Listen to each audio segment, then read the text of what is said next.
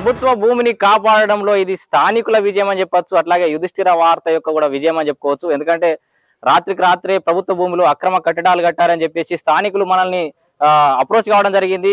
ఆ విషయాన్ని మనం బయటికి వెలిదీసే ప్రయత్నం అయితే చేసినాం. అయితే నిన్న ఈ రోజు మార్నింగ్ ఎర్లీ మార్నింగ్ ఏదో 4 గంటల సమయంలో అక్రమ కట్టడాలను అయితే కూల్చేసినట్టుగా మనకు సమాచారం వచ్చింది. మళ్ళీ ఇక్కడ అసలు ఏం జరిగింది, మరి ప్రభుత్వ అధికారులు కూల్చేసిరా, ఏం జరిగిందని కూడా తెలుసుకునే ప్రయత్నం అయితే చేద్దాం. స్థానికులు మనతో పాటు అందుబాటులో ఉన్నారు. అవి గారు చెప్పండి, ఏం జరిగింది? నా పేరు మొహమ్మద్ హబీబ్. ప్రస్తుతం నేను 7వ వార్డు 8వ వార్డుకి కాంగ్రెస్ పార్టీ తరఫున ఇన్ఛార్జిగా పనిచేస్తున్నాను. అయితే మొన్న నేను ఈ సమీకృత మార్కెట్కి ఎదురుగా ఉండే 1000 గజాల భూమి పైన స్థానిక ఎంఆర్ఓ గారికి, మున్సిపల్ కమిషనర్ గారికి, జిల్లా కలెక్టర్ గారికి అందరికీ ఫిర్యాదు చేయడం జరిగింది. ఇట్టి భూమిని వాళ్ళు ప్రభుత్వ భూమిగా పరిగణించి స్థానిక ఎంఆర్ఓ గారు వెంటనే యాక్షన్ తీసుకోవడం జరిగింది. ఈ అక్రమ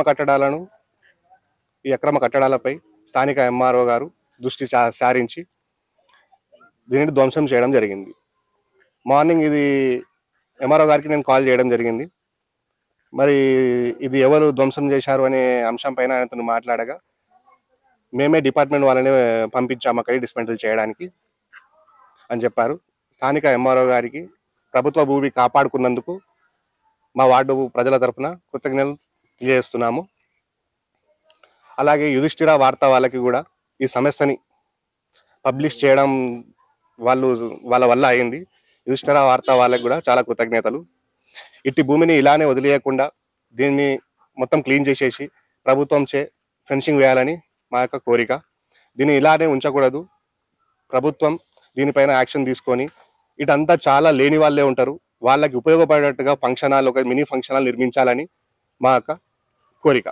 చూస్తున్నారు కదా, ఇది ఒక సామాన్యుడి చేతిలో బ్రహ్మాస్త్రం. యుధిష్ఠిర వార్త చేసే పని ఇది.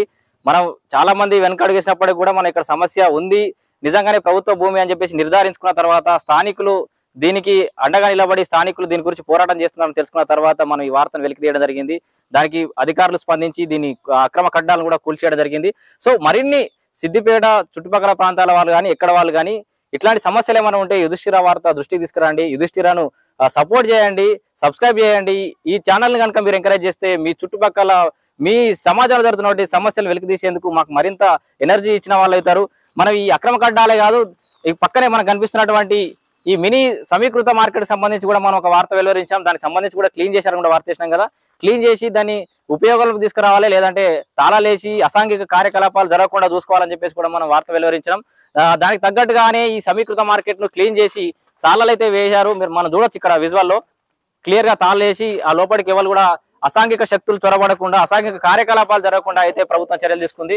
సో మొత్తంగా ఇక్కడ మన ఏ వ్యక్తిగత పోరాటం కాదు, ఇది సమాజంలో ఉన్నటువంటి అక్రమార్కుల మీద పోరాటం ఇది. మరి భూముల కబ్జాలు, ప్రభుత్వ భూములు ఇష్టారీతిన కబ్జాలు చేసి రాత్రి ఇల్లు కడుతున్న పరిస్థితులు, నిజంగా పేదవాళ్ళు ఉంటే, వాళ్ళకి ఇల్లు లేని వాళ్ళు ఉంటే, అర్హులు ఉంటే వాళ్ళకి ఇప్పుడు ప్రభుత్వమే ఇంద్రమ్మ ఇల్లు అని చెప్పేసి ఒక పథకం తీసుకొచ్చింది. అధికార పార్టీకి సంబంధించిన నాయకుల హస్తం కూడా ఉందని చెప్పినాం. మనం వాళ్ళందరికీ ఒకటి విజ్ఞప్తి చేస్తున్నాం, ఇదే వేదిక నుంచి మీరు పేదలకు ఏమైనా చేయాలనుకుంటే ప్రభుత్వం తరఫున ఇందిరమ్మ ఇల్లు ఇప్పియండి, ప్రభుత్వం తరఫున ఇల్లు కట్టించండి, లేదా మీరే ఆర్థికంగా ఉంటే సహాయం చేసి వాళ్ళకి ఇల్లు కట్టించండి. ఎక్కడైనా భూమి కొనిచ్చి వాళ్ళకి ఇల్లు కట్టించాలి తప్పితే ప్రభుత్వ ఆస్తులను ఆక్రమించే హక్కు ఏ ఒక్కరికి లేదని చెప్పేసి మరీ వినవిస్తున్నా. సిద్దిపేటలో ఎప్పుడైతే ఇప్పుడు కొత్త సర్కారు అది ఇప్పుడు న్యాయ సర్కార్ వచ్చినప్పటి నుంచి ఇంకా కూడా సిద్దిపేటలో ఈ భూ కబ్జాలన్నీ పెరిగిపోయినట్టుగా మనకు తెలుస్తుంది. చుట్టుపక్కల సుడా పరిధిలో, సిద్దిపేట మున్సిపల్ పరిధిలో చాలా వరకు అక్రమ కడ్డాలు జరుగుతున్నాయి, భూ కబ్జాలు జరుగుతున్నాయని చెప్పేసి కూడా మన దృష్టికి రావడం జరుగుతుంది. కాకపోతే మన శక్తి అనేది చిన్నది, మన స్థాయి చిన్నది కాబట్టి మనం అన్ని ఏరియాలో కూడా మనం కవర్ చేయలేకపోతున్నాం. ఎక్కడికక్కడ ప్రజలు ఇట్లే చైతన్యమై ఏ కాలనీలో ఆ కాలనీలో మీరు చిన్నప్పటి నుంచి చూస్తున్న మీ ప్రభుత్వంలో ఏమైనా ఆక్రమిస్తే అధికారుల దృష్టి తీసుకెళ్లి ఈ సమస్యను మీరే సాల్వ్ చేసుకోవాలని చెప్పేసి కూడా చెప్తున్నా. ఈ సందర్భంగా ఎవరి పోరాటం వాళ్ళే చేయాలి, ఎవరి కాలనీలో ఉన్న ప్రభుత్వ భూములను ఆ స్థానికులే కాపాడుకోవాలని చెప్పేసి కూడా ఈ సందర్భంగా అందరికి కూడా పిలుపునిస్తున్నా. Thank you.